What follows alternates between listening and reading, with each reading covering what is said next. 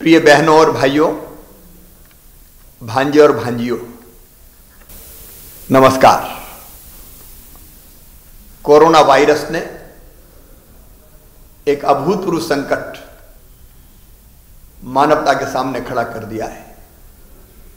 हमारे यशस्वी प्रधानमंत्री श्रीमान नरेंद्र मोदी जी ने समय रहते संकट को पहचाना और इस संकट से बचने के आवश्यक सभी प्रबंध किए। उन्होंने लॉकडाउन करने का ऐतिहासिक फैसला किया। पिछले 3.5 महीने में हमने भी आपके साथ मिलकर कोरोना वायरस के नियंत्रण में कोई कसर नहीं छोड़ी। हर संभव उपाय किए। लॉकडाउन का बेहतर पालन हुआ। इसलिए वायरस का संक्रमण नियंत्रित कर पाने में एक हद तक हम सफल हो पाए। मध्य प्रदेश की स्थिति अन्य प्रांतों से काफी बेहतर है, लेकिन लॉकडाउन अनंत काल तक नहीं चल सकता। आखिर जिंदगी को भी चलना है, इसलिए आर्थिक गतिविधियां भी शुरू करनी पड़ी। लॉकडाउन से देश अनलॉक की तरफ बढ़ा, लेकिन ऐसा लगा कि अनलॉक होते ही हम असावधान हो गए। हमने आवश्यक सावधानियों का पालन नहीं किया। बाहर सड़कों पर भीड़ निकलने लगी। बाजारों में अनियंत्रित भीड़ निकली। घरों में कार्यक्रमों के आयोजन होने लगे। कुछ जगह पार्टियां शुरू हो गई। वैवाहिक कार्यक्रमों में तय थी सीमा कि दोनों पक्ष के मिला के 50 से ज्यादा लोग नहीं होंगे, लेकिन भावी संख्या बढ़ी। कई बार एक ही घर में, एक ही कमरे में कई लोगों के सोने के कारण संक्रमितों की संख्या बढ़ने लगी। कई मित्रों ने मास्क नहीं पहने, फिजिकल डिस्टेंस नहीं रखा, और इसलिए जून तक मध्य प्रदेश में नियंत्रित कोरोना जुलाई में फिर बढ़ने लगा। जुलाई में बढ़ने के जो आंकड़े हैं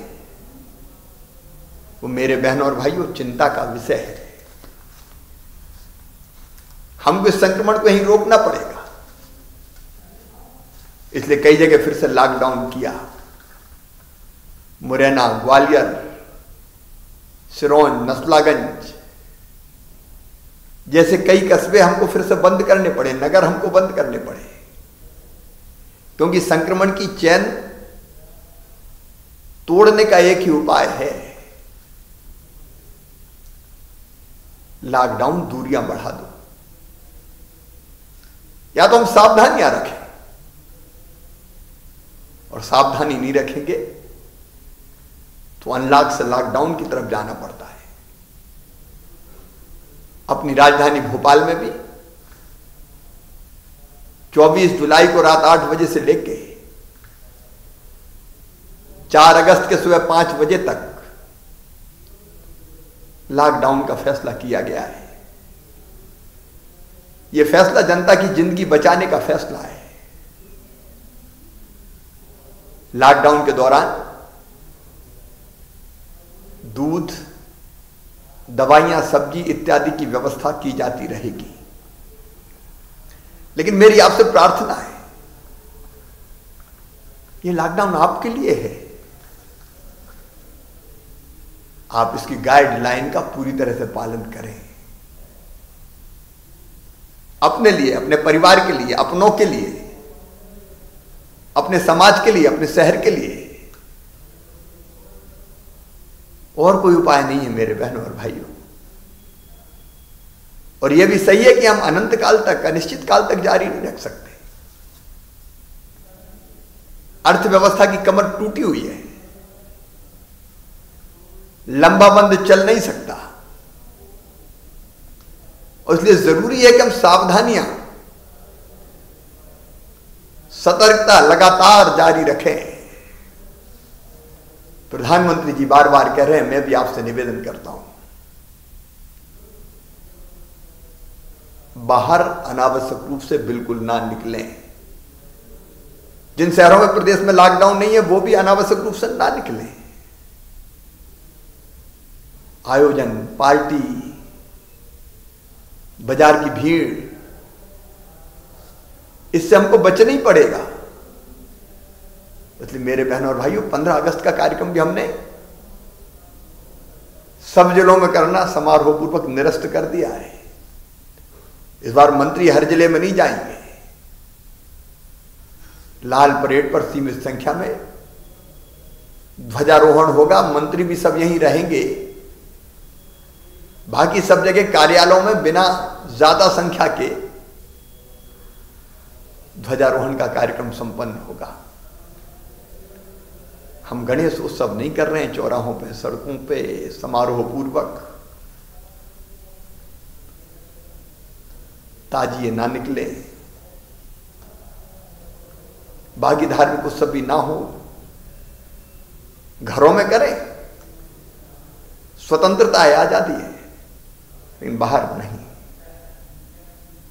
क्योंकि इसके बिना हम इस संक्रमण को रोक नहीं पाएंगे और एक सीमा से ज्यादा हो गया तो भारी नुकसान करेगा। इसलिए मैं एक बार फिर प्रार्थना करता हूं, कहीं भी अनावश्यक नहीं निकलें। लॉकडाउन जहां है वहां तो निकलना ही नहीं है, जहां नहीं है वहां भी भीड़ से बचें, फिजिकल डिस्टेंसिंग का पालन करें, साबुन से बार बार हाथ धोएं, फेस कवर, मास्क चेहरे पर लगाए रखें। सावधानी में ही सुरक्षा है, और ये सावधानी हमने रखी तो हम कोरोना के संक्रमण को रोक देंगे, कोरोना को पराजित कर देंगे। कोशिश करने वालों की कभी हार नहीं होती। इसी प्रार्थना के साथ सर्वे भवन्तु सुखिना, सर्वे सन्तु निरामया, सर्वे भद्राणि पश्यन्तु मां कश्चित् दुर्भाग भवेत्। आप सब सुखी हो, आप सबका मंगल हो, आप सब निरोग रहें, आप सबका कल्याण हो, यही मंगल कामना है। बहुत बहुत धन्यवाद।